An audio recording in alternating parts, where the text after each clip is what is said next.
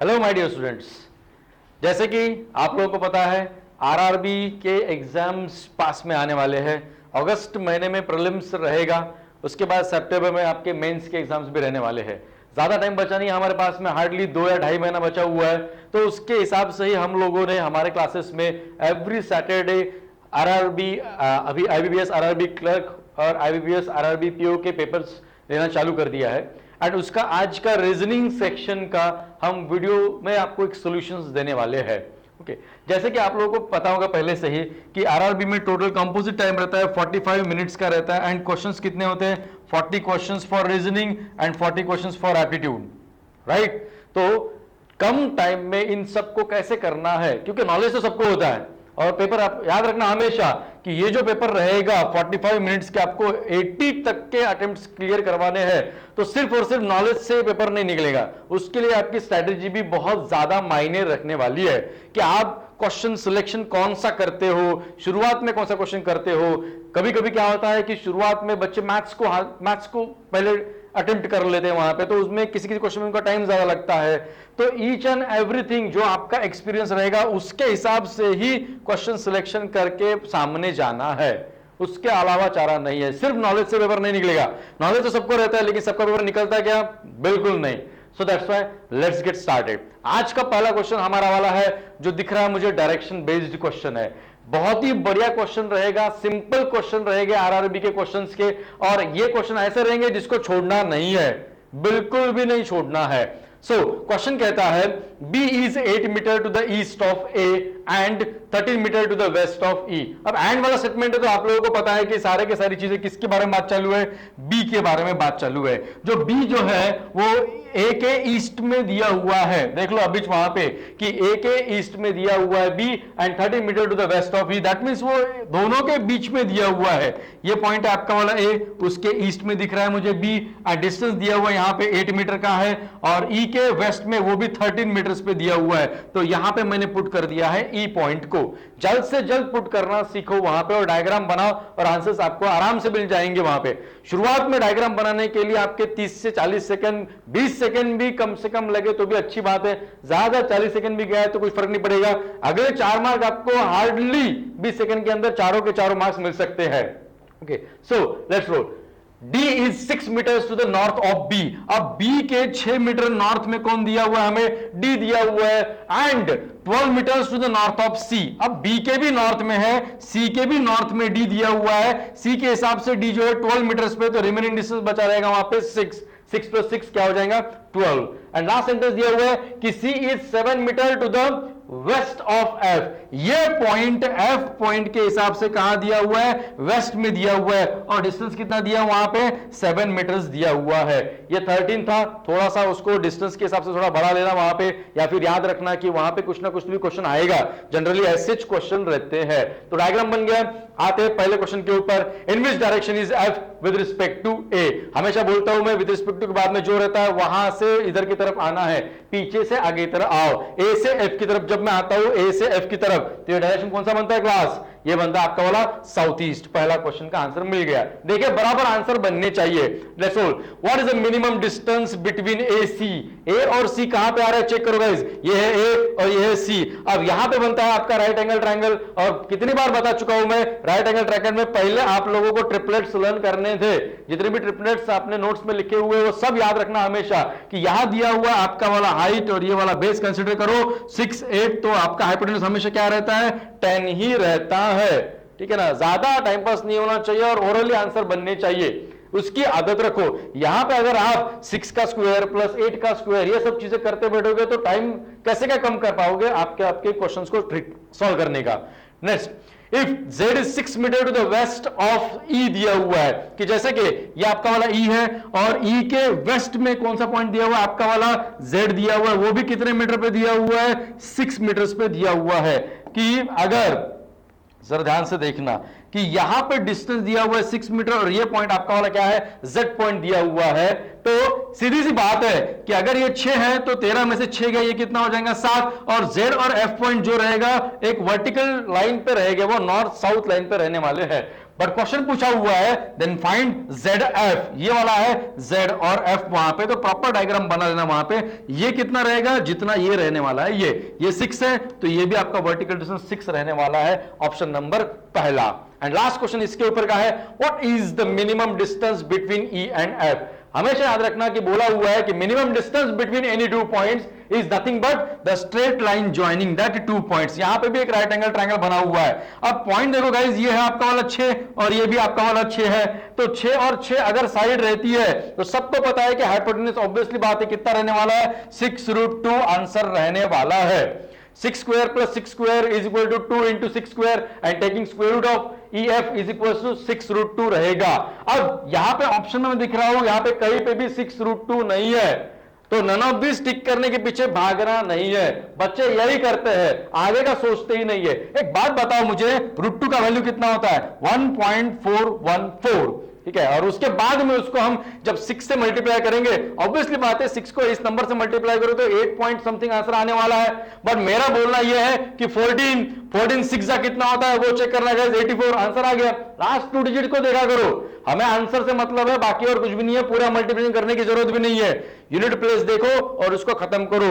Same चीज आप maths में भी अप्लाई कर सकते हो। तो इन दिस वे हमने डायरेक्शन के क्वेश्चन को खत्म कर दिया और कितना आसान क्वेश्चन था आपको समझ में आ चुका होगा। उसके बाद ये है आपका वाला जंबल कोडिंग का क्वेश्चन, जिसको बहुत से लोग चाइनीज कोडिंग भी कहते हैं, शफल कोडिंग बोलो, वहां पे जो भी है वो, ठीक है। सबसे पहले बच्चे क्या करते हैं, इसको नोट डाउन करते बैठते हैं और बहुत ज्यादा टाइम पास उसमें होते रहता है। इट्स बेटर कि मैं पहले क्या करता हूं, मैं पहले क्वेश्चंस को देख लेता हूं। पहला क्वेश्चन तो दिख जाता है ना सब लोगों को, गिवन डेट के साथ में पहला क्वेश्चन आ जाता है। मुझे मेरा मेन फोकस क्या पे जाना चाहिए, गुड और एग्जाम के ऊपर जाना चाहिए। मुझे तीसरे और चौथे लाइन में गुड गुड ऐसे दिख रहा है, ओरली देखो वहां पे कि सेकंड और थर्ड लाइन में क्या क्या कॉमन चीजें हैं वहां पे। तो मुझे सेकंड लाइन में GT कॉमन दिख रहा है, TY कॉमन दिख रहा है और WR कॉमन दिख रहा है। बट जब भी मैं इसको देख रहा हूं ना कोड को, यहां देखो गाइस, यहां TY दिखा, यहां TY दिखा, यहां TY दिखा, और गुड सिर्फ इन दोनों लाइन में है, तो TY तो उसका कोड होगा ही नहीं। ऐसा कोई तो भी कोड होगा जो इन तीनों में ही कॉमन होने वाला है। जैसे कि मुझे दिख रहा है वहां पे कि ये फॉर, यानी कि वो TY कोड किसका था, वो फॉर का था। जो जो कॉमन निकलता है फट से आप निकाल सकते हो, आपको रफ पेज पे लिखना लिख सकते हो, या फिर जो काम की चीज है उसकी तरफ ध्यान दो।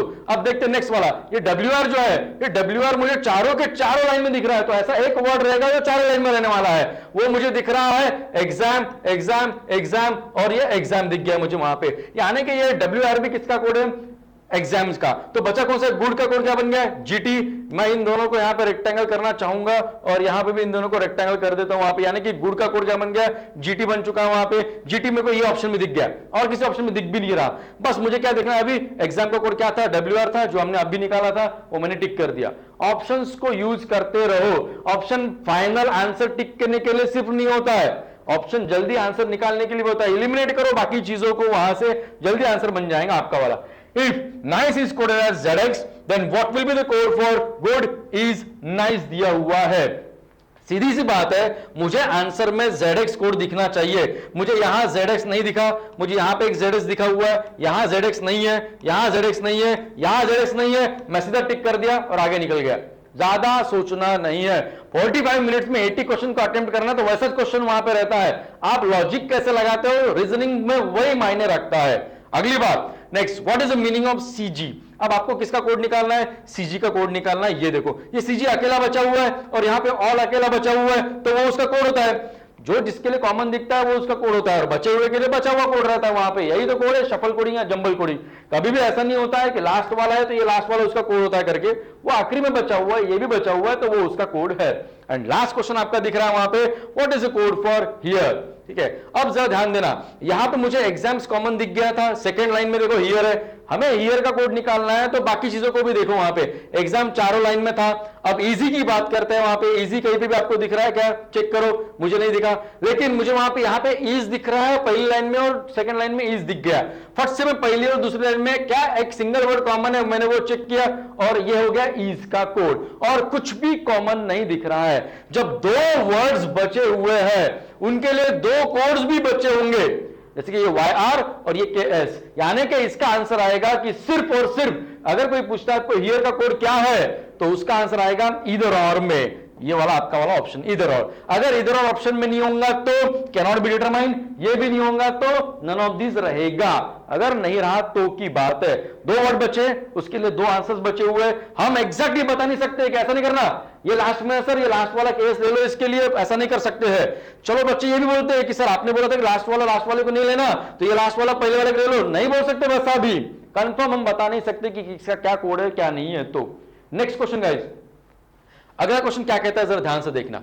If 2 is added to the even digit, हमें इवन डिजिट में क्या करना है, 2 ऐड करना है, and 1 is subtracted from the odd digit in the number this, वहां कुछ भी नंबर रह सकता है। और जब मैं नंबर को देखता हूं 37912460, यहां 0 दिख रहा है। अब मैक्सिमम बच्चे 0 में कंफ्यूज है, 0 इवन है कि ऑड है, आप ही बताओ क्या है, 0 है इवन है ऑड है, आप अपना आंसर इसको निकाल के देखो। और मेरा आंसर अभी क्या आने वाला है, हमेशा याद रखना है रीजनिंग में अगर कभी यहां आखिरी में हिंट दी रहती है कि 0 is considered as a even, तब ही उसको इवन लेना है, नहीं तो नहीं लेना है। 0 is neither even nor odd लेना पड़ेगा, दैट्स इट। अगर दिया है तो लो, खुद के मन से इमेजिन मत करो, रीजनिंग ऐसा नहीं होता है, रीजनिंग को ऐसे सॉल्व नहीं करना पड़ता। लॉजिक लगाओ बट वैलिड लॉजिक लगाओ, कुछ भी मत लगाओ।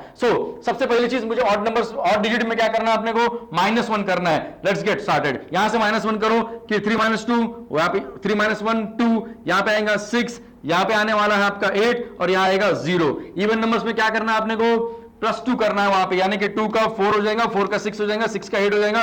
व्हाट अबाउट 0 को कुछ भी नहीं करना है, वैसा का वैसा। Then how many digits will be repeated, कितने डिजिट्स रिपीट हो रहे हैं बोलते हैं, वहां पे अपने को बताना है। ये 6 रिपीट हुआ, ये 8 रिपीट हुआ, ये 0 रिपीट हुआ, 4 और 2 रिपीट नहीं है, इसका आंसर अपन टिक कर देंगे 3। दैट्स इट, फट से करो, ज्यादा टाइम इसमें वेस्ट हमें करना नहीं है, ठीक है ना। नेक्स्ट क्वेश्चन, ब्लड रिलेशन नहीं छोड़ना। बच्चे स्किप करते हैं, बच्चे पहले सिटिंग एरर पजल के ऊपर जाते हैं। देखो वे स्ट्रैटेजी लगाओ, अगर ये पहले दिख रहा है ना तो अगले क्वेश्चन को देखते मत बैठोगे कहां है और कहां नहीं है, इसको छोड़ना नहीं है। लेट्स सॉल्व ब्लड रिलेशन कि दिया हुआ 8 members are living in a family, 8 member से हमें इतना समझ में आ चुका है। Q is the only son of P, इसके ऊपर ज्यादा ध्यान देने का। ये ओनली वर्ड जल्दबाजी में पेपर के टाइम पे सबके हाथों से छूट जाता है और आंसर गलत बनते रहते हैं फिर वहां पे। ये ओनली वर्ड के ऊपर ज्यादा ध्यान देना है। क्या बोल रहा है वो, Q is the only son of P, लगे तो मैं ऐसे टिक करता हूं, 1 वहां पे मार्क कर देता हूं मैं, क्योंकि वो ओनली अकेला लड़का है। ऐसे बोल नहीं रहा हूं कि उसका अकेला इकुलता एक है, वहां पे इकुलता एक अलग होता है, वहां पे अकेला बेटा दिया हुआ है, मतलब उसको जो भी सिबलिंग रहेंगे वो बहनें ही रहने वाली है। इतना ध्यान रखना पेपर के टाइम पे। Let's see, T is the wife of U दिया हुआ है ना, मेरे पास अभी T है ना मेरे पास U है अभी, लेकिन T is the sister of Q and R दिया हुआ है। देखो T जो है वो सिस्टर है बोलते Q की और R की, मतलब ये तीनों सिबलिंग है, उसमें से भी अपने आप क्या बन जाएंगे, ये फीमेल बनने वाली है क्योंकि वो अकेला सन दिया हुआ था। लेट्स सी, अब इस स्टेटमेंट को मैं यूज कर सकता हूं कि T is the wife of U, T is the wife of U, U अपने आप क्या हो जाएगा, हस्बैंड बन जाएगा उसका, मेल। लेट्स सी, अगला V is the daughter in law of W। अब मुझे W अभी तक नहीं दिया हुआ, मैं इसको थोड़ी देर के लिए रोकना चाहूंगा।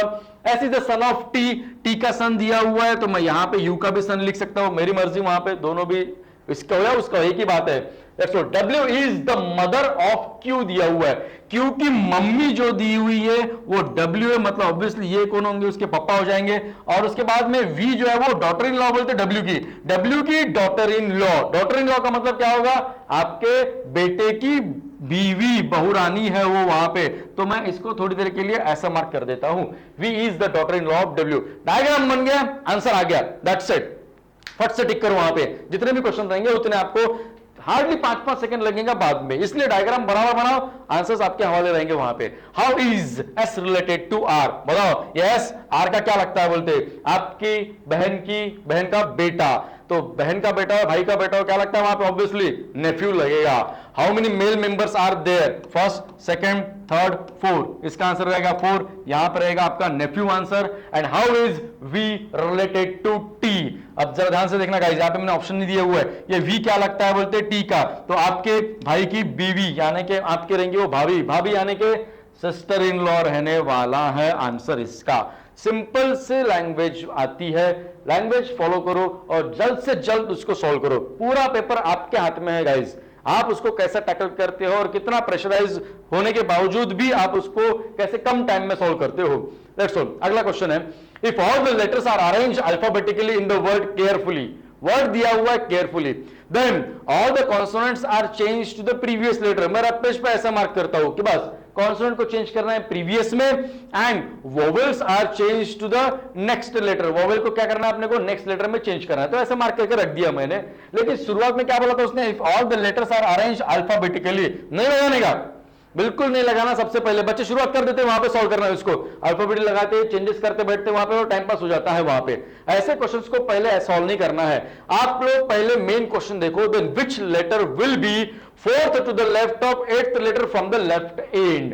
ये क्वेश्चन टाइम पास करने के लिए रहता है।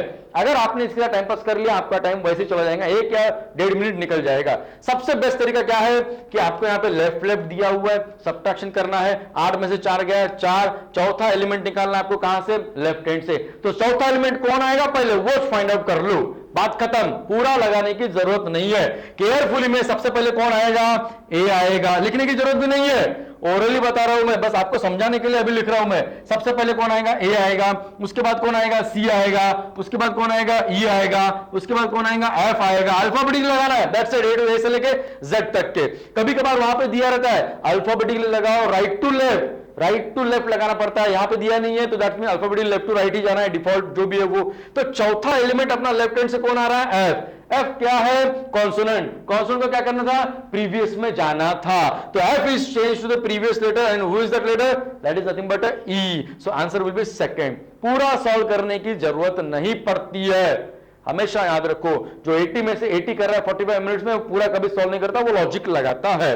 नेक्स्ट क्वेश्चन, ये क्वेश्चन जो है, if it is possible to make a meaningful English word वगैरह वगैरह, ऐसे जो क्वेश्चंस आते हैं, जनरली बहुत से बच्चे इसको स्किप करते हैं क्योंकि वोकैब वीक होता है बच्चों का। अब जैसे बोला गया है यहां पे कि if it is possible to make a meaningful English word from 4th, 5th, 7th and 8th in the word establishment. अब 4th वाला लेटर कौन सा आपका वाला, ए, फट से बी, 5th वाला भी समझ में आ जाएगा आपको, बी। एक छोड़ दो आप लोग वहां पे, एल छोड़ दो, नेक्स्ट उसके बाद में आई और उसके बाद में एस। अब इससे अगर कोई एक वर्ड बनता है, शुरुआत में क्या बोला, if it is possible to make a meaningful English word बोला है, तो इससे अगर एक वर्ड बनता है, जैसे कि इस बी आई, इससे जो वर्ड बनता है वो बनता है B I A S, bias. Maths का क्वेश्चन है, प्रोबेबिलिटी का, आपको अनबायस डायस के भी सुनाऊंगा आप लोगों ने, तो बायस एक वर्ड बनता है, एक वर्ड, इससे और कोई दूसरा बनता नहीं है। Then the third letter will be its answer. इसका थर्ड लेटर क्या है, ए, और इससे मैं टिक करना चाहूंगा, इसको आप देखते रहो, इससे और कोई बनता नहीं है। अब बच्चे बोलते हैं कि इसका और कुछ शॉर्टकट है क्या सर, वो कैप के अलावा और कोई चारा नहीं है। आप प्रोबेबिलिटी भी यहां लगाते हो, कॉन्सोनेंट के बाद वोवेल, वोवेल के बाद कॉन्सोनेंट वोवेल, ऐसा भी कुछ करके देखना चाहते हो तो कर सकते हो, बट आपका वोकैब स्ट्रांग होना चाहिए। अगर स्ट्रांग नहीं है तो ये क्वेश्चंस को स्किप करते हैं बहुत से लोग, और मैं भी वो चाहता हूं कि आप भी वैसा फॉलो करो अगर वोकैब स्ट्रांग नहीं है तो। That's all.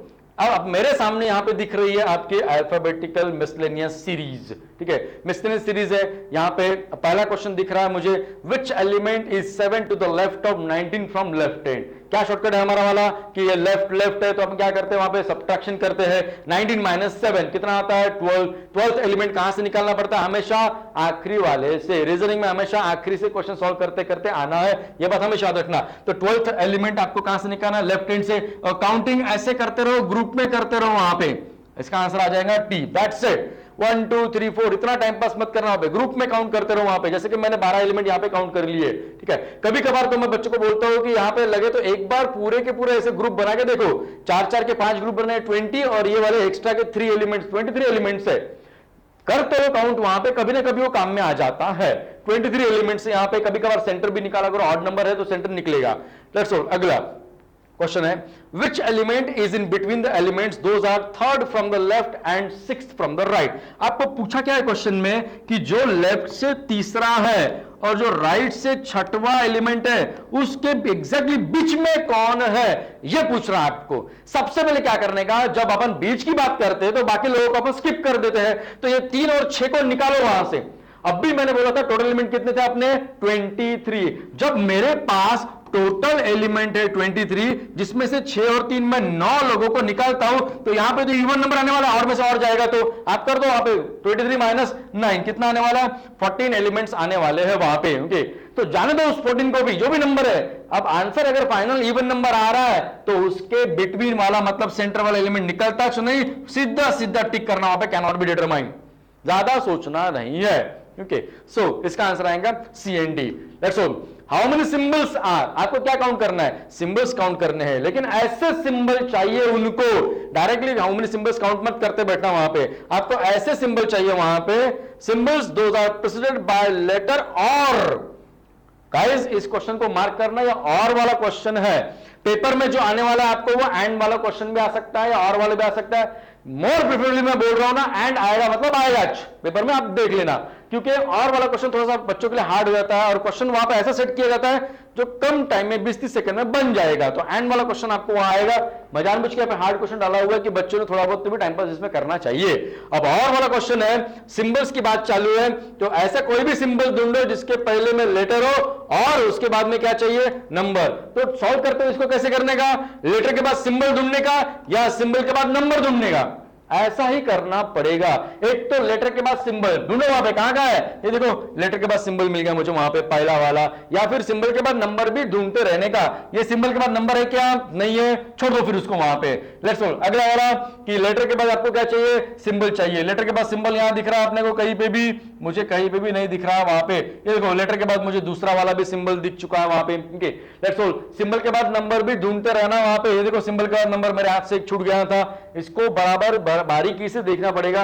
और ये देखो लेटर के बाद में मुझे सिंबल दिख गया, बाकी और कोई भी सिंबल के बाद नंबर दिख नहीं रहा, यानी कि इसका आंसर आने वाला है 4। ऐसे 4 सिंबल से those are preceded by letter और फॉलोड बाय नंबर। अगर ये क्वेश्चन एंड का रहता था ना, तो ऐसा कोई भी सिंबल नहीं है जिसके पहले लेटर एंड बाद में वहां पे नंबर आएगा, ऐसा कोई भी नहीं था। एंड वाला क्वेश्चन रहता था तो की बात है। इसमें और एक क्वेश्चन होता है, और बट नॉट बोथ वाला, ठीक है ना, तो वो भी एक बार देख लेना आप लोग कैसा कैसा नहीं। नेक्स्ट क्वेश्चन आज का ऑर्डर रैंकिंग का क्वेश्चन है गाइस। बहुत से लोगों का डाउट रहता है कि ऑर्डर रैंकिंग क्या होता है क्या नहीं होता है, बहुत से लोगों को समझ में नहीं आता है। क्या दिया हुआ है, A is 15 from the left, B is 16 from the right end, if there are 9 persons in between them, तो वैसे मैंने बताया हुआ है जब कभी भी बिटवीन वाला यहाँ पे नंबर आता है तो ये हमारे नोट्स के टाइप 4 का क्वेश्चन है, टाइप 4 के भी नोट 2 का क्वेश्चन है, ये बात याद रखना। अब जरा ध्यान देना, क्या दिया हुआ है यहाँ पे कि किसी का नंबर है, यहां से दिया हुआ है 15 लेफ्ट हैंड से, यानी कि L की वैल्यू है, किसी का पोजीशन राइट से दिया हुआ है वो 16 वैल्यू है। मैं बीच का जो नंबर आता है कि कितने बच्चे हैं वहां पे, 9 बच्चे वहां पे, तो मैं इसको A से इंडिकेट करता हूं, जो हमारे बच्चे उसको पता होगा, ठीक है। सो एंड बाद में पूछा क्या है, find the minimum number of person. Question में एक्चुअली अगर टोटल नंबर ऑफ पर्सन पूछेंगे तो इसका आंसर हमारे बच्चे सीधा टिक कर देंगे सी एंड डी। कैसे, क्या सबको पता है कि ये ओवरलैपिंग वाला केस है, और आपको पूछा क्या है, मिनिमम नंबर, टी मिनिमम। अब टी मिनिमम का शॉर्टकट क्या है हमारे पास में, L प्लस आर माइनस से -2 ओवरली करने का वहां पे फट से, ज्यादा टाइम पास नहीं होना चाहिए और इतना लिखना भी नहीं आपको वहां पे। L प्लस आर 15 + 16 31, 31 -9 -2 20, खत्म बात। अब आप लोग प्रैक्टिस 31 -9 करने में ही आप उंगलियों पे करते बैठोगे तो कैसे होगा सिलेक्शन वहां पे। सिलेक्शन होना मतलब होना तो कैलकुलेशन स्ट्रांग चाहिए गाइस, मैथ्स के कारण रीजनिंग अटकना नहीं चाहिए, ये बात हमेशा याद रखना। अगला क्वेश्चन गाइस, यहां पे दिख रहा है मुझे क्वेश्चन नंबर 19 से लेकर 22, इनइक्वालिटी, सबसे बेस्ट टॉपिक और सबसे बढ़िया टॉपिक जो सबको इजी लगता है, जो बच्चा कभी छोड़ता नहीं है। शुरुआत में दिख गया तो हम इसको तो करने वाले ही थे, नहीं तो इसको स्किप नहीं होना चाहिए। और एक बात मैं बताना चाहूंगा कि 45 मिनट्स में बच्चे मुझे बहुत पूछते हैं कि सर टाइम कैसे मैनेज करना है अपने को, तो जैसे मैं भी गया पेपर के लिए तो मैं चाहूंगा कि 20 से 22 मिनट बहुत हो गया, 20 से 22 मिनट में 40 आउट ऑफ 40 रीजनिंग लेना चाहूंगा, बचे हुए फिर मेरे मैथ्स के, और वो आपका लक रहेगा कि आप लोगों को मैथ्स के कितना जमेगा और कितना नहीं जमेगा उस टाइम पे, ठीक है। तो ऐसा करना। अब पहला वाला इनइक्वालिटी का क्वेश्चन दिख रहा है वहां पे, और एक बात, जब कभी भी इनइक्वालिटी का सॉल्यूशन आप लोग करते हो तो आप लोग यहां पे देखते रहना, गिवन डेटा कोई भी बच्चा देखता नहीं है, logically follows, logically does not follow, logically false, जो भी रहता है डेफिनेटली फॉल्स, वो चेक करते रहना है। आपको पूछा हुआ है कि कैसा है कैसा नहीं, चलो ध्यान देना। अब यहां पे क्या पूछा हुआ है, डेफिनेटली ट्रू वाला, जो सिर्फ फॉलो कौन सा कर रहा है वो अपने को बताना है। अब सबसे पहली चीज इसको देखना, मैं पहले जो भी है मैं क्वेश्चन को देखता हूं, मैं वहां पे गिवन डेटा को चेक नहीं करता हूं। मुझे क्या करना है, ये चेक करना है क्या टी बड़ा है क्या एच के हिसाब से, फिर मैं देखता हूं टी और एच के बारे में और उसमें कोई डेफिनेट साइन है क्या, मैं चेक करता हूं। यहां पे साइन है, ये साइन बताता है कि इधर का पार्ट बड़ा है एच के हिसाब से, यानी कि इसका आंसर क्या आएगा, T is greater than H. उसके बाद में नेक्स्ट देखो, क्या एच छोटा है क्या डी के हिसाब से, एच और डी चेक करो, वहां पे ये वाला साइन देखो definite sign, greater than less than, ये डेफिनेट बताता है कौन बड़ा है कौन छोटा है। यहां पे क्लियरली बोल रहा है कि D is greater than H या फिर H is less than D, बोलो कोई भी जो भी है बोलना आपको, बोलो। इसका आंसर क्या आएगा आपका वाला 5 आने वाला है, बोथ फॉलोज, ठीक है, बोथ फॉलोज। लेट्स ऑल अगला, यहां पे P ग्रेटर देन और इक्वल टू Z बोला गया है, ऐसा है क्या चेक करना है आपको। सबसे पहली चीज P ग्रेटर देन और इक्वल टू O दिख रहा है, अगर यहां पे O भी ग्रेटर देन इक्वल रहता था Z के हिसाब से तो ये सही रहता था, लेकिन इस साइन ने डेफिनेटली बोल दिया है कि Z छोटा ही है, इक्वल नहीं है, तो ये क्या हो जाएगा, रॉन्ग हो जाएगा। ओरली करना है, कोई जरूरत नहीं पेन पेपर चलाने की रफ पेज के ऊपर। लेट्स ऑल अगला, क्या बी और ओ के बीच में, बी और ओ के बीच में तो अपोजिशन केस मुझे दिख रहा है, तो ये तो डायरेक्ट गलत हो गया, सोचना नहीं, सीधा गलत कर देना वहां पे, क्योंकि डेफिनेटली ट्रू की बात चालू थी वहां पे। ओके, सो लेट्स ऑल अगला क्वेश्चन वहां पे पी के, कि पी जो है वो के हिसाब से बड़ा है क्या। अरे जब मैं पी और के को देखना चाहता हूं, मुझे यहीं पे अपोजिशन केस दिख रही है, गलत, तुरंत गलत टिक कर देने का वहां पे।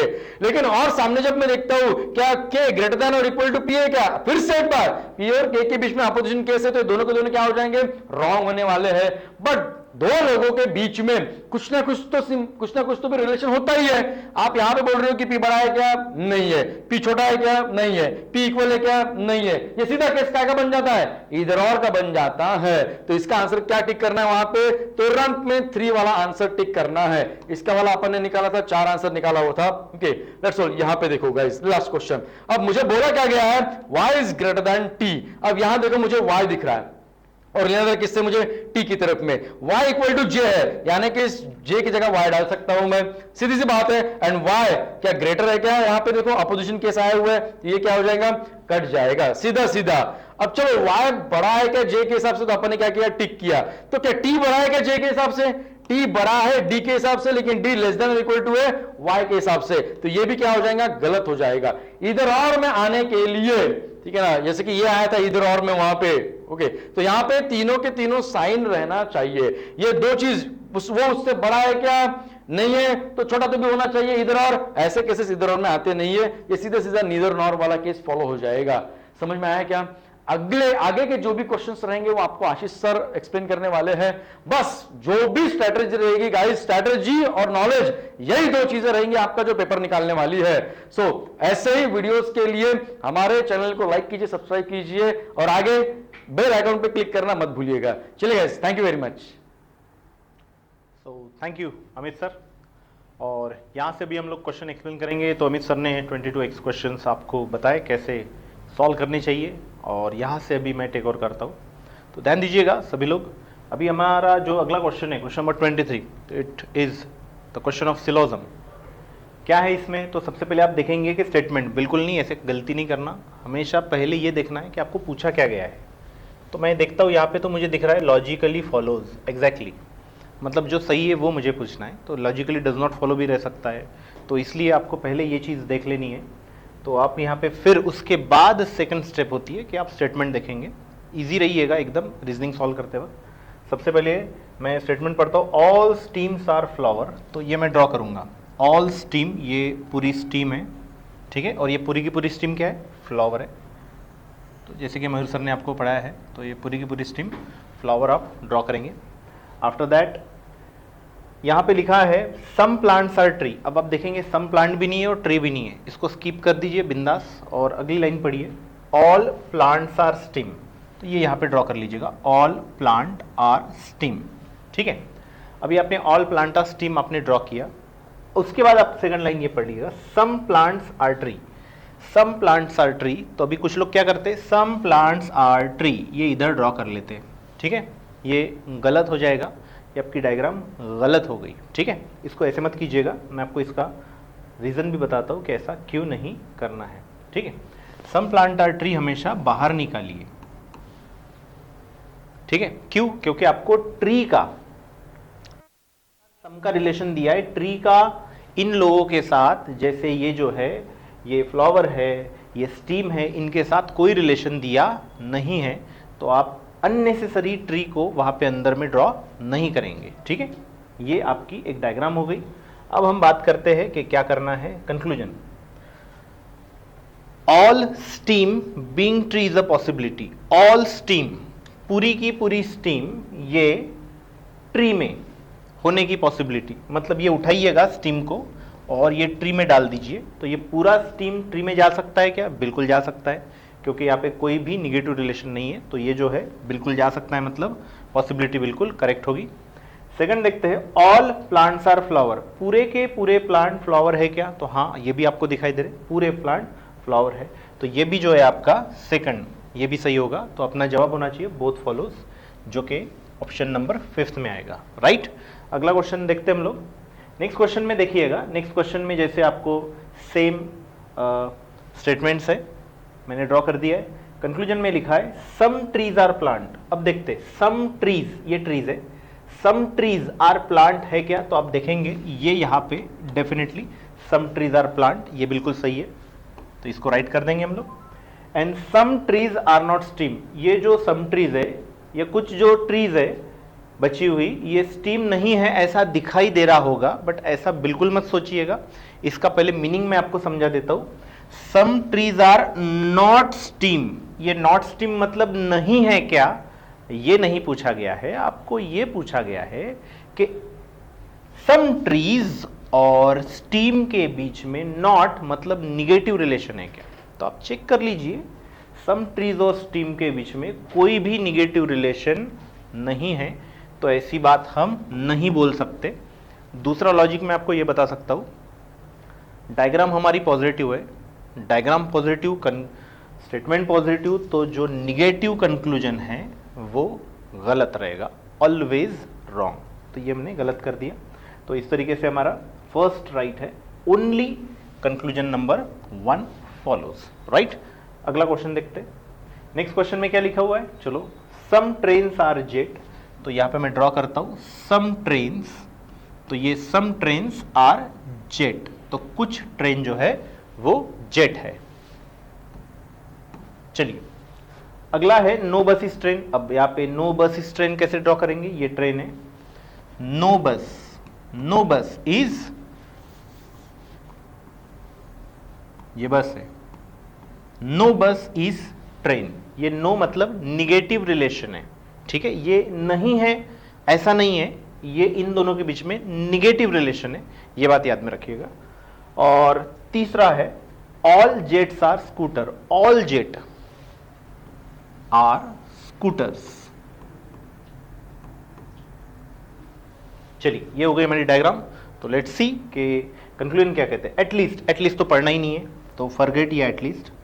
सम जेट्स आर नॉट बसेस, तो some jet are not buses, आप शायद सोचेंगे कि कुछ जेट बसेस नहीं है।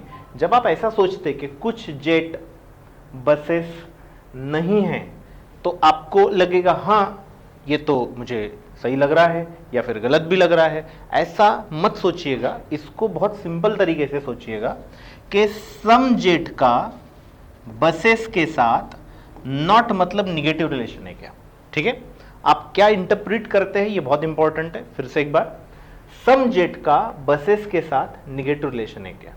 तो बसेस का सम जेट के साथ निगेटिव रिलेशन यहां पे आपको दिखाई देगा, ये देखिएगा, ये मैं ट्रेन, इसको मैं हाईलाइट कर रहा हूं, तो आप देखेंगे कि बसेस का निगेटिव रिलेशन ये पूरे जो येलो मैंने हाईलाइट किया है इसके साथ है, तो इसके अंदर सम जेट भी आ गया।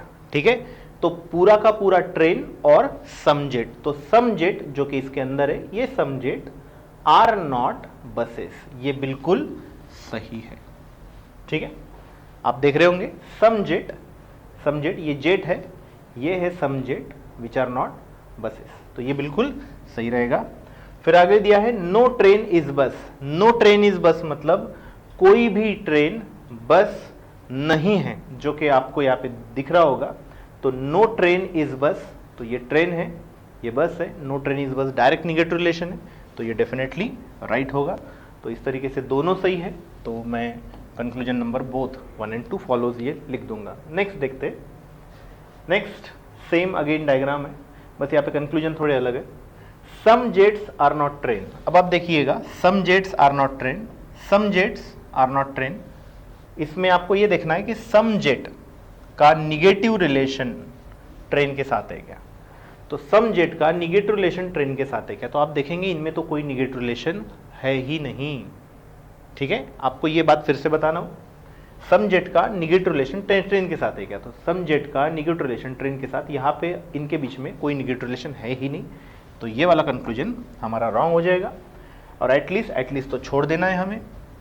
सम ट्रेन्स आर स्कूटर, देखते हैं सम ट्रेन, ये ट्रेन है, सम ट्रेन आर स्कूटर है क्या, हाँ डेफिनेटली ये तो दिखाई दे रहा है, तो सम ट्रेन आर स्कूटर बिल्कुल सही है, तो यहाँ पे आना है चाहिए ओनली कंक्लूजन 2 फॉलोज, राइट। चलिए आगे बढ़ते हैं, नेक्स्ट देखते हैं। चलिए यहाँ पे एक नया क्वेश्चन है, नो पेपर इज पेज, तो ये मैं आपको यहाँ पे देख लेता हूँ। तो नो पेपर इज पेज, तो एक पेपर ड्रॉ करता हूं मैं, नो पेपर इज पेज, कोई भी पेपर पेज नहीं है, ठीक है।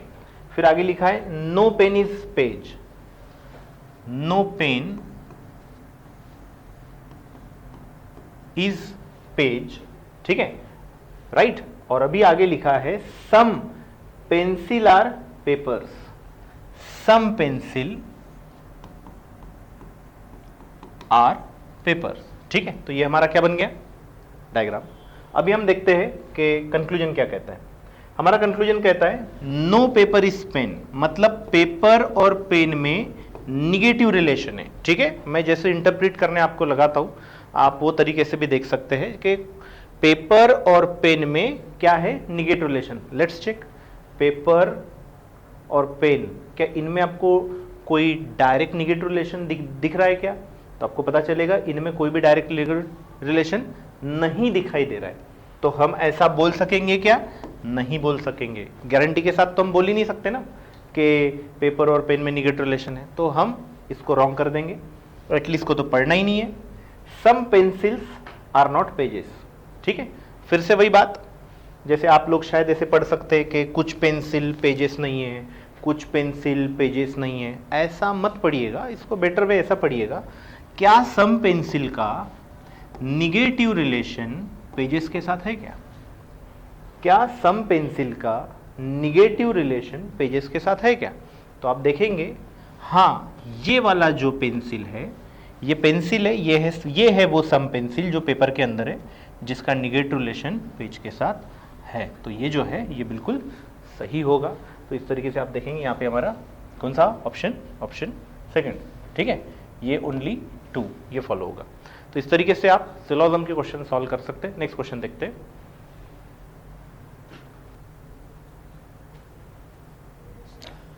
Okay, so next question we have is sitting arrangements. अब ये सिटिंग अरेंजमेंट का क्वेश्चन है, एकदम आसान। पहले तो एक माइंड अपना एकदम शांत रखिएगा और क्वेश्चन देखिएगा कि क्या क्वेश्चन है। तो हम सबसे पहले क्वेश्चन देख लेते हैं कि क्वेश्चन क्या कह रहा है, ठीक है, उसके बाद हम आगे की बात करते हैं। तो जैसे यहाँ पे लिखा हुआ है, तो KMCRQJNG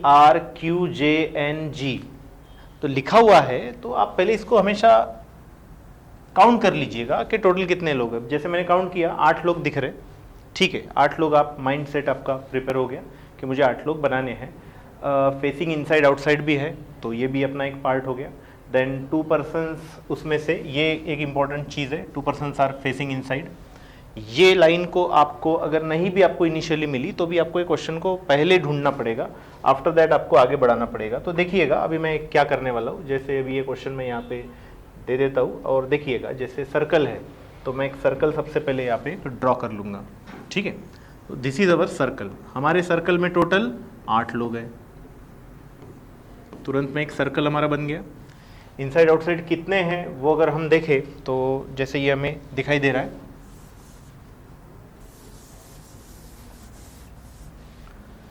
तो हमें इनसाइड टोटल दिए हैं 2 लोग। अब वो 2 लोग कौन हैं तो हमें पता चलेगा, ध्यान दीजिएगा।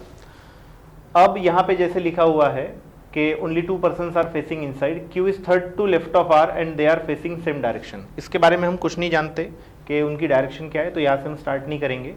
ये हमारे लिए बड़ा काम का सेंटेंस रहेगा मेरे ख्याल से, M इज फेसिंग इनसाइड। तो हम लोग यहाँ से बनाना इसको स्टार्ट कर सकते हैं, लेकिन अगर आप M से अगर बनाते तो एक बार चेक जरूर कीजिएगा कि कहीं M का कनेक्शन कहीं से कट तो नहीं हो रहा है। ये देखना बहुत इंपॉर्टेंट रहता है। जैसे अगर मैं यहाँ पे देखूँ तो K का सेकंड राइट M है और आगे K कहीं पे भी रिपीट नहीं हुआ है, M भी रिपीट नहीं हुआ है। मतलब अगर हम यहाँ से अगर K से अगर बनाते तो हमारा क्वेश्चन क्या हो जाएगा, लटक जाएगा। तो हमें सेकंड स्ट्रेटेजी जो मैंने आपको पढ़ाई वो इस्तेमाल करनी पड़ेगी, वो है मोस्टली रिपीटेड से आप स्टार्ट कीजिए, या फिर यहाँ पे एक और लाइन है जो हमें शायद हेल्प कर सकती है। वो लाइन ये है कि Q is third to left of R and they are facing same direction. अब मुझे बात बताइए, M जो है वो इनसाइड देख रहा है, तो अभी एक ही इंसान बचा जो इनसाइड देखना बाकी है। इन्होंने कहा Q is third to left of R and they are facing same direction, मतलब Q और R सेम डायरेक्शन देख रहे, तो डेफिनेटली वो इनसाइड तो हो ही नहीं सकते, मतलब वो आउटसाइड होंगे। तो आउटसाइड के जो 6 लोग हैं उसमें नंबर लगेगा Q का और R का। और कौन कौन लोग हैं हम अभी नहीं बता पाएंगे, लेकिन हम यहाँ से क्वेश्चन डेफिनेटली स्टार्ट कर सकते हैं। स्टार्ट करते वक्त फिर से देखिएगा इनका कोई कनेक्शन है कि नहीं। तो क्यू आर का, हाँ ये देखिए Q का C से कनेक्शन है, C का G से। तो ये हो गई हमारी स्ट्रेटेजी, ठीक है। इसको हम ऐसे इनिशियलाइज कर सकते हैं। तो सबसे पहले मैं लिखता हूँ R का लेफ्ट थर्ड Q, R की डायरेक्शन यहाँ से ले लेता हूँ, आउटसाइड है। R का थर्ड लेफ्ट Q बैठ गया, Q भी आउटसाइड देख रहा है। अब Q का कनेक्शन यहाँ से है, C का राइट थर्ड Q, तो थर्ड इधर आता है, इधर भी जाएगा, बट इधर C नहीं बैठ सकता, तो इधर C। तो C का राइट मतलब ये भी आउटसाइड, हमें C भी मिल गया। अब C third to left of G, C third to left of G इधर नहीं आएगा, इधर आएगा। लेफ्ट ऑफ G के लिए मुझे उसको इनसाइड देखने लगाना पड़ेगा। अभी हम देख लिए, आप देख सकते हैं कि G जो है वो इनसाइड देखने वाला हमें मिल गया, मतलब हमारे ये जो 2 लोग हैं ये हमारे तय हो गए हैं, और बाकी सारे लोग कहाँ देखेंगे, डेफिनेटली आउटसाइड देखने वाले। तो क्या क्या बचा, Q R C N बचा है और J बचा है, और कौन बचा है, और जो भी एक लेटर बचा होगा वो एक लेटर है, मतलब G तो ये है, मेरे ख्याल से यहाँ पे K बचा है, राइट, ओके। अब हम चलते हैं आगे, लिखते हैं any second to left of J। अब आप यहाँ से देख ले, N और J आउटसाइड है, any second to left of J, तो ये कहीं पे बैठ सकते हैं। सेकंड की पोजीशन ये भी है, ये भी है, बट यहाँ पे लिखा है J who is not neighbour of Q। तुरंत लिख दीजिएगा, J जो है Q का नेबर नहीं है, तो ये 2 जगह पे J नहीं बैठेगा। अब J का सेकंड लेफ्ट M है, N है, तो यहाँ पे J बैठेगा, तो सेकंड लेफ्ट N इधर आएगा क्योंकि J आउटसाइड देख रहा है, तो J ने यहाँ पे बैठना चाहिए। J का सेकंड लेफ्ट N, और N भी कहाँ देख रहा है, आउटसाइड। तो आपके लिए लास्ट में अभी जो बचता है वो ये वाला सेंटेंस बचता है, M is second to right of K।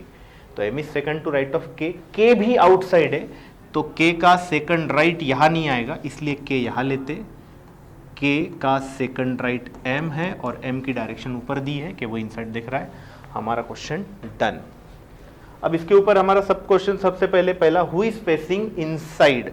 तो इनसाइड तो 2 ही लोग हैं, M और G। तो M और G में से इसमें से कौन दिया है, इन्होंने G दिया है, तो हमारा जवाब जो रहेगा वो 4th रहेगा, ठीक है। अगला क्वेश्चन हम लोग एक बार देख लेते। नेक्स्ट क्वेश्चन क्या है हमारा, नेक्स्ट क्वेश्चन है who is sitting third to right of N। हम चेक करते N का थर्ड राइट कौन है, तो N का थर्ड राइट ये N है, N का थर्ड राइट K है, हम जाके मार्क कर देंगे, N का थर्ड राइट K है, ऑप्शन नंबर 3, ओके। और नेक्स्ट क्वेश्चन देख लेते, who is sitting second to right of G। G का सेकंड राइट पूछा है, हम लोग देख लेते G का सेकंड राइट। G का सेकंड राइट Q है, हम लिख देंगे G का सेकंड राइट Q है। और नेक्स्ट क्वेश्चन देख लेते तुरंत में, who is third to right of R। Who is third to right of R, R का थर्ड राइट J है, वो भी हम लोग यहाँ पे लिख देंगे, ऑप्शन नंबर 4। और लास्ट ऑड मैन आउट यहां पे आपको पूछा गया है। अब यहां पे ऑड मैन आउट में अगर आप ये देखेंगे तो मुझे एक बार सर्कल देखना पड़ेगा। अब यहां पे आप जो है ये ऑड मैन आउट आपको अगर ढूंढना है तो सबसे पहले आप Cn क्या है, Rg क्या है, Jk क्या है, Rn क्या है, Gm क्या है, ये आपको लिखना पड़ेगा। तो आप लोग इसको पकड़ पाएंगे। Cn क्या है तो हम लोग पहले पता करेंगे Cn क्या है, Rg क्या है, Jk क्या है। Cn Rg Jk,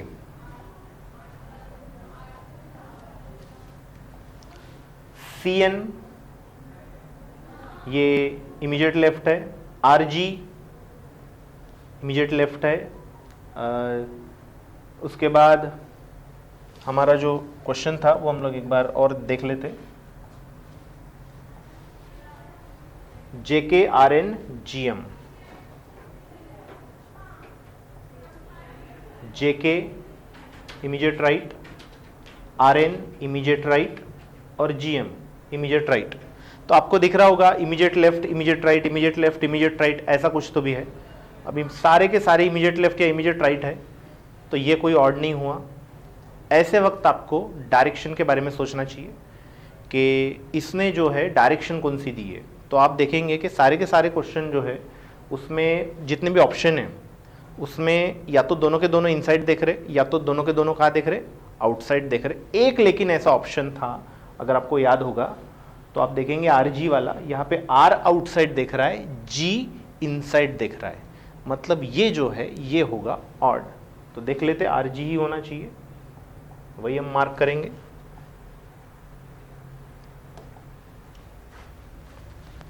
option number 2।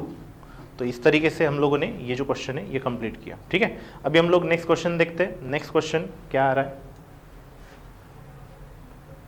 Okay, सो 7 पर्सन्स लेक्चर। ठीक है, ये एक पजल है।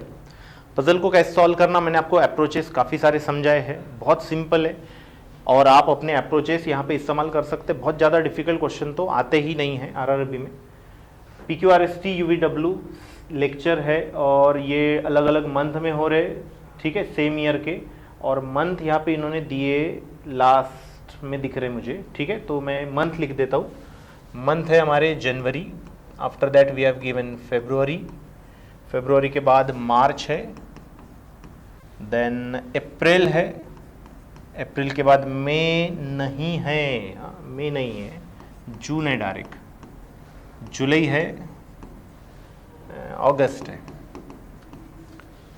मैंने आपको एक चीज़ हमेशा क्लास में बताई है कि अगर कहीं भी अगर सीक्वेंस ब्रेक होता है तो उसको याद रख लेना करके, ये बहुत इंपॉर्टेंट बात होती है। जैसे यहाँ पे देखिए मई नहीं दिख रहा मुझे, अब ये मैंने अलग से याद रख लिया, इसका क्या मतलब होता है पता है क्या? वो डेफिनेटली इसके ऊपर क्वेश्चन डालने वाला है या कुछ तो भी लॉजिक इसका सेट रहेगा। ठीक है, तो मैं इसको पहले से ही मार्क कर दिया कि यहाँ पे कुछ तो भी गड़बड़ है, ताकि आपको वो चीज़ सॉल्व करते वक्त हमेशा याद रहनी चाहिए। तो चलिए देखते हैं कंडीशंस भी क्या क्या कहती है। तो ये तो हो गए 1 2 3 4 5 6 7, एक बार ये भी हमेशा गिन लेना चाहिए, 1 2 3 4 5 6 7। Yes, I am done with that. अब मैं क्वेश्चन देखता हूँ। ठीक है, तो आप क्वेश्चन देखेंगे, only 1 person can have his lecture only once. ठीक है, एक ही बार लेक्चर लेगा। W has lecture before R। ठीक है, अब यहाँ पे बिफोर क्या होगा? बिफोर मतलब ऊपर होगा और जो आफ्टर है वो नीचे होगा। ठीक है, उसके अकॉर्डिंग आप कंडीशन लिखिएगा। कंडीशन यहाँ से स्टार्ट होती है, W has his lecture before R but not before Q। तो चलिए, W has lecture before R, उल्टा पढ़ना है, R के पहले W है, तो मैं बाहर लिख देता हूं R के पहले, पहले मतलब ऊपर, कौन है? W है। ठीक है, R के ऊपर W है। ओके, R के ऊपर W है, ये मैंने लिख दिया। But not before Q। Not before का मतलब आफ्टर ही होता है, तो Q के आफ्टर जो है बट मतलब W है, Q के बाद में W है, तो Q ऊपर आएगा, Q के बाद W आएगा। ठीक है, तो Q ऊपर चला गया, W बीच में और R नीचे है। ठीक है, अब यहां पे हम आगे का पढ़ते हैं।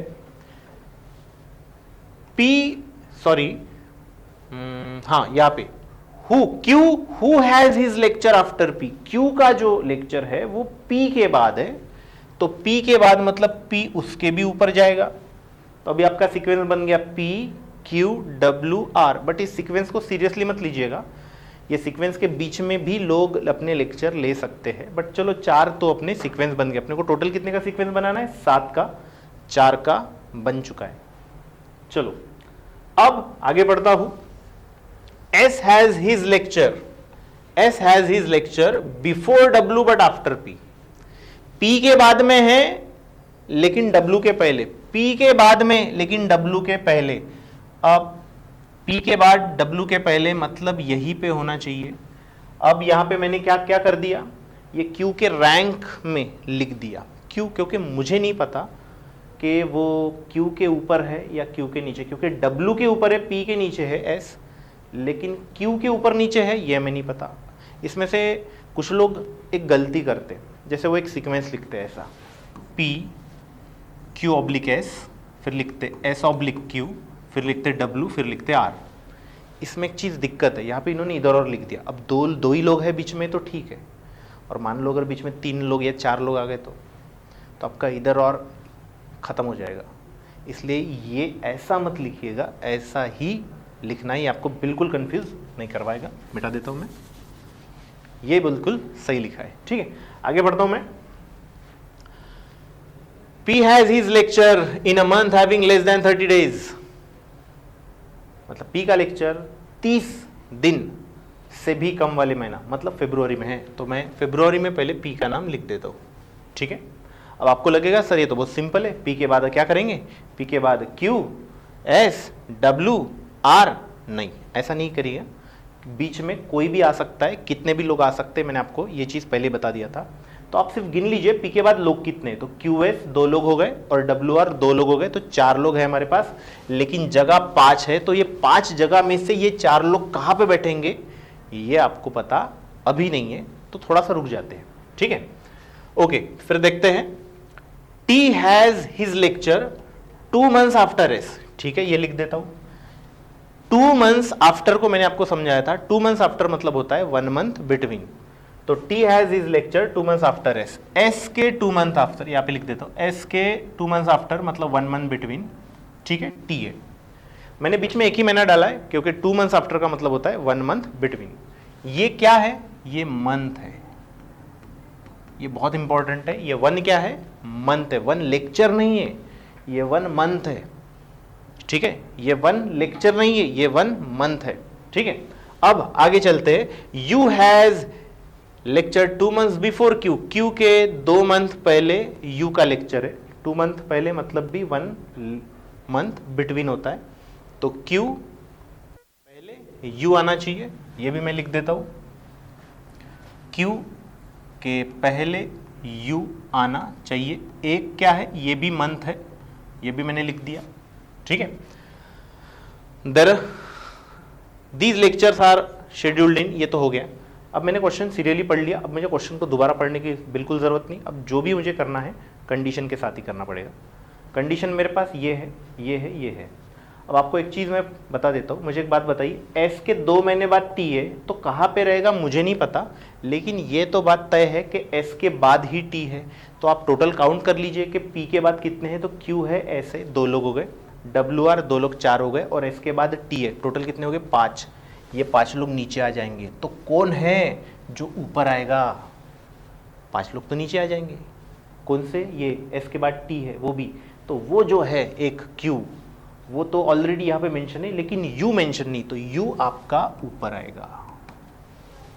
अब आप U के हिसाब से S सेट कर सकते, U 1 महीना और Q, बहुत बढ़िया। मतलब Q के बाद ही S का नंबर लगेगा, पहले तो लग ही नहीं सकता, तो Q के पास S लिख दिया। अब S की एक कंडीशन है, S 1 मंथ T, तो आप लिख देंगे S 1 मंथ और यहां पे आप T लिख देंगे, और आपका पजल डूब चुका है, क्योंकि आप गलत हो गए। आपको लग रहा होगा ये 1 लेक्चर है, नहीं, उधर देखिए मैंने लिख के रखा है 1 मंथ लिख के रखा है, सही है। मतलब अप्रैल के बाद 1 मंथ कौन सा आता है, मई, और मई है वो 1 मंथ, और उसके बाद T आएगा जून में, तो T जून में आना चाहिए, आपने देखिए जुलाई में लिख दिया, ये गलत हो गया। ठीक है, तो ये मत कीजिएगा, ये बहुत गलत चीज़ है। ठीक है, तो आपने क्या लिखना चाहिए था, यहाँ पे T लिखना चाहिए, और ये बात का मुझे पहले से ही पता था कि ये होने वाला है। कैसे पता, ये देखो, ये मैंने देखो यहाँ पे लिख के रखा था। अगर वो सीक्वेंस तोड़ते हैं तो ये लॉजिक डालेंगे, ये बात कंफर्म है, कुछ भी हो जाए, तो इसको भूलिएगा मत। पहले ही आपको मैंने क्लास में 100 बार बताया, 101 बार यहाँ पे आपको बता रहा हूँ।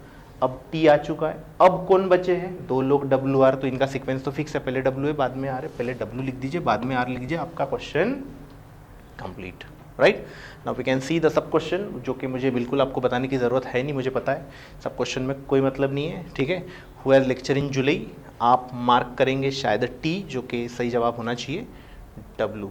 ठीक है, इस तरीके से आप बहुत सारी चीज़ें देख सकते हैं। आप अगला भी क्वेश्चन देख लेते हैं, how many lectures are schedule between R and T. R T में कितने लेक्चर है, चलो देख लेते हैं। आर टी में कितने लेक्चर है बताओ। आर टी, आर ये है, टी है, तो कितना लेक्चर है? एक ही लेक्चर है, होना चाहिए एक ही लेक्चर, हम लिख देंगे यहाँ पे 1। अगला क्वेश्चन मैं आपको पूछ लेता हूँ class, W has lecture in which month, हमने अभी देखे थे थोड़ी देर पहले, डब्ल्यू का लेक्चर किस महीने में है? डब्ल्यू का जुलाई में है, चलो जाके लिख देते डब्ल्यू जुलाई। और अगला question, how many months are between W and Q. यहाँ पे आप फंस जाएंगे, यहाँ पे आप फंस जाएंगे। कैसे? आपको मंथ्स पूछा है, लेक्चर नहीं, तो चलो डब्ल्यू और क्यू के बीच में मंथ कितने हैं? डब्ल्यू और क्यू के बीच में मंथ कितने हैं? कितने मंथ हैं? आपको लगेगा ये तो 2 है, गलत। लेक्चर हो ना हो, महीने लाइफ में तो आएंगी, तो में तो रहेगा ना, तो मैं तो काउंट करना भूल गए, इसलिए मैंने पहले ही यहाँ पे लिख के दिया था कि यहाँ पे लॉजिक में ब्रेक आएगा करके। तो आप 2 लिखेंगे सब, जबकि सही जवाब 3 है। कैसे क्या देखिएगा, मार्च और जुलाई, अप्रैल मई जून, तो सही जवाब 3 रहेगा। ये बहुत इंपॉर्टेंट है, तो 3 जवाब हम मार्क करने वाले हैं। देखिए 3, मैक्सिमम लोग क्या करेंगे? 2 करेंगे।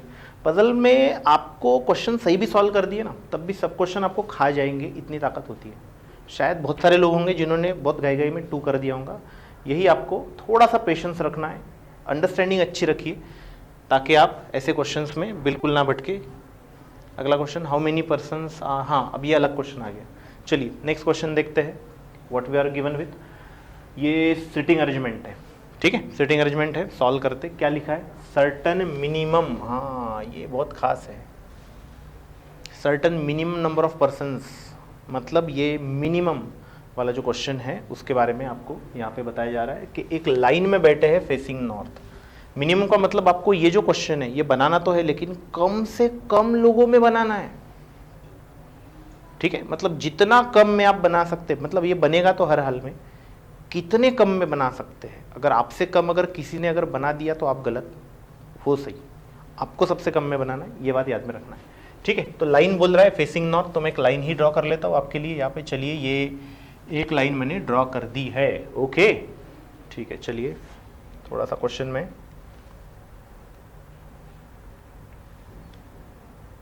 ठीक है, तो मैंने यहाँ पे एक लाइन ड्रॉ कर दी है।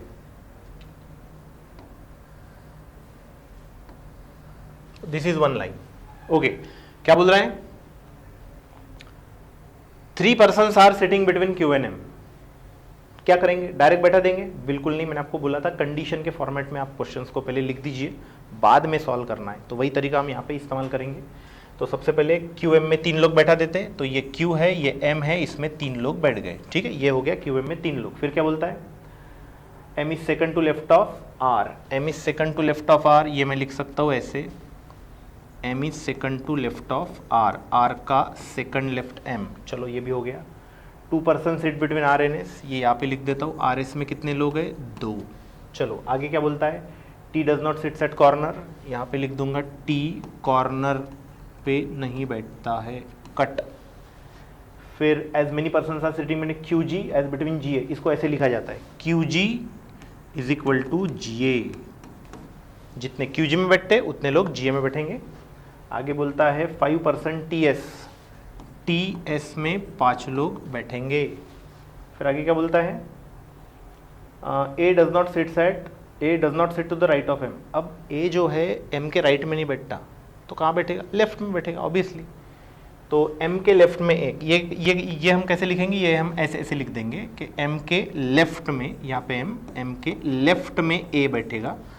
और ये कंडीशन ऐसे ही लिखिएगा, क्योंकि हमें नहीं पता कि कितना लेफ्ट बैठता है, इमीडिएट, सेकंड, थर्ड, बस इतना लिखिए, लेफ्ट में बैठना चाहिए, ठीक है। फिर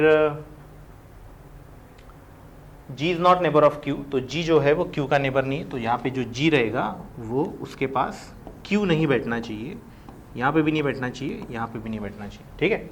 अब एक सेंटेंस है जो यहाँ पे मैंने बिल्कुल नहीं पढ़ा, ऐसा आप बिल्कुल नहीं करिएगा, ठीक है। ये था ये सेंटेंस, देख लीजिएगा, मैंने क्यों नहीं पढ़ा, only 7% sit to the left of M, ये जो है ये अपना स्टार्टिंग सेंटेंस है क्योंकि इसमें कीवर्ड है ओनली, ठीक है। यहां से हम क्वेश्चन की कर सकते शुरुआत। तो ये रहा 1 2 3 4 5 6 7 लोग हो गए। 8वें नंबर पे आप एम को बैठा दीजिए, ठीक है। एम बैठ गया, एम 8वें नंबर पे बैठेगा, मतलब टोटल 7 लोग उसके लेफ्ट में बैठे हैं। अब मैंने क्वेश्चन की सारी कंडीशन यहाँ पे लिख दिया, अब हमें क्वेश्चन दोबारा पढ़ने की ज़रूरत नहीं है। अब हम जो भी है यहाँ से उठाएंगे। तो सबसे पहले हम कंडीशन उठाते हैं एम आर वाली, क्योंकि ये बहुत डायरेक्ट कंडीशन है। एम एक प्लेस और यहाँ पे आएगा आर, ठीक है। ये हो गई, इसको मैं कट कर देता हूँ, डिलीट। चलो, एम और आर ऊपर आ चुका है। अब हम किसको लेना चाहिए, तो आप देखेंगे कि यहाँ पे एम के लेफ्ट में कहीं तो भी ए बैठाना है, तो ये भी मैं लिख देता हूँ, एम के इधर लेफ्ट साइड में कहीं तो भी ए आएगा, कहीं तो भी, I don't know exactly where, ठीक है। ये कंडीशन मैं ऊपर भी मेंशन कर सकता हूँ, ऐसे लेफ्ट साइड में कहीं तो भी ए आना चाहिए। चलो ठीक है, डन। अब आप क्यू एम बैठा सकते क्या, हाँ। अब आप आर एस बैठा सकते क्या, हाँ। तो आप कहीं से भी स्टार्ट करेंगे, बिल्कुल नहीं।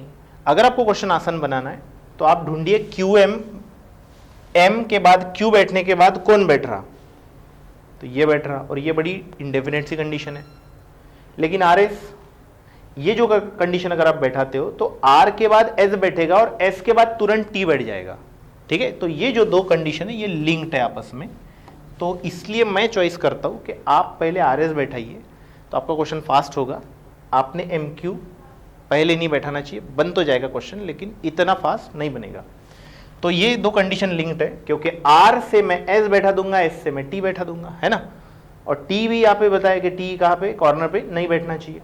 तो चलिए, अब आर दो एस इधर भी हो सकते उधर भी हो सकते, तो क्या करना चाहिए, मैंने आपको कहा था एक चीज़ कि स्टार्टिंग में अगर कोई भी पॉसिबिलिटी आ जाती है तो उसको तुरंत बना देना चाहिए। तो चलिए बना लेते हैं पॉसिबिलिटी। ये बन गई एक पॉसिबिलिटी, ओके। 1 2 3 4 5 6 7 लोग, और फिर आएगा एम का नंबर, फिर एक इंसान, फिर आएगा आर का नंबर। आर एस में 2 लोग हैं तो आर 2 लोग एस लेफ्ट को भी बैठ सकते, और आर 2 लोग एस लेफ्ट को भी बैठ सकते, आर 2 लोग एस राइट को भी बैठ सकते हैं। अब एस और टी में 5 लोग हैं, एस 5 लोग टी, लेकिन टी कॉर्नर पे नहीं बैठा है तो उधर लेके जाना पड़ेगा। एस 1 2 3 4 5 लोग यहाँ पे आएगा टी, यहाँ पे एस 5 लोग टी इधर भी आ सकता है, लेकिन उससे तो अपनी लाइन लंबी हो जाएंगी और हमें लंबी लाइन की तो ज़रूरत ही नहीं, हमें बड़ा सोल्यूशन तो चाहिए नहीं, मिनिमम लोगों में बैठाना है हमें। तो इसलिए हम एस 5 लोग 1 2 3 4 5 यहाँ पे टी लिख देंगे, ठीक है। तो चलो, अब कौन सी कंडीशन खत्म हो गई, आर एस खत्म हो गया अपना, टी एस भी खत्म हो गया, टी कॉर्नर ये भी खत्म हो चुका है, ठीक है, ओके। अब क्या बचा है, अब बचा है क्यू एम, राइट।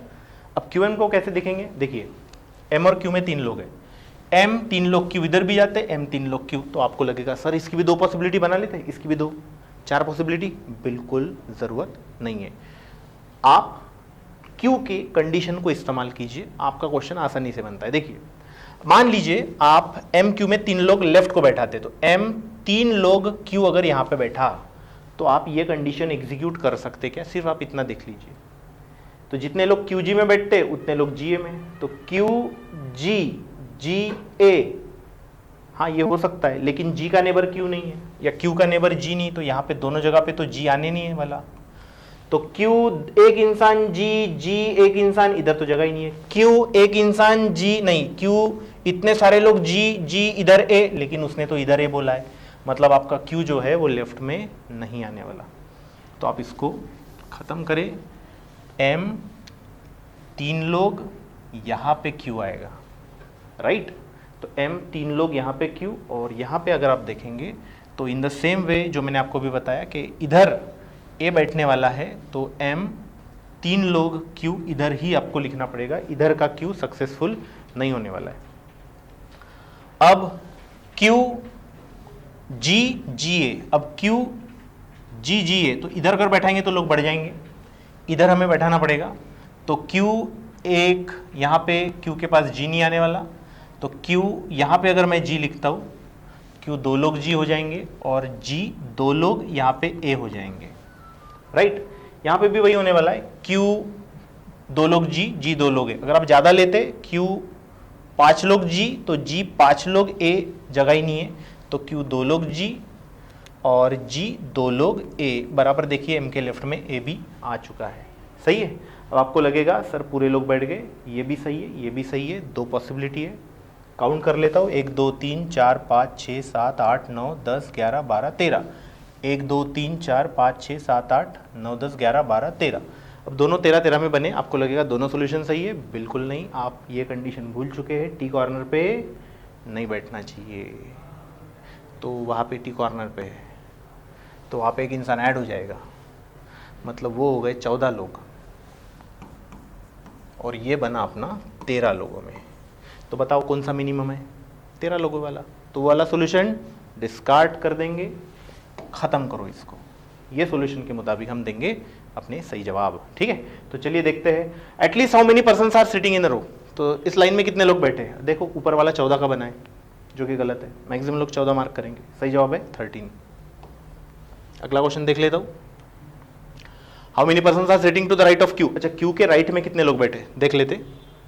Q के राइट में ये है Q के राइट में तो एक ही इंसान है, ठीक है, Q के राइट में एक ही इंसान है 1, ओके। अगला क्वेश्चन देख लेते।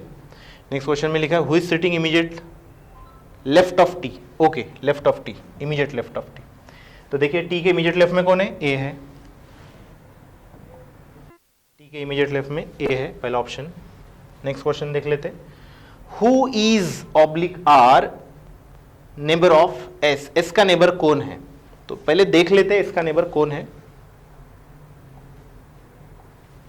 S का नेबर सिर्फ Q है, इधर कोई नहीं है, तो Q जवाब होना चाहिए। Q कहाँ है? ये A है, ये M है, ये MA है, AR ये भी नहीं है, तो क्या जवाब आएगा? नन ऑफ दीज आएगा, ठीक है।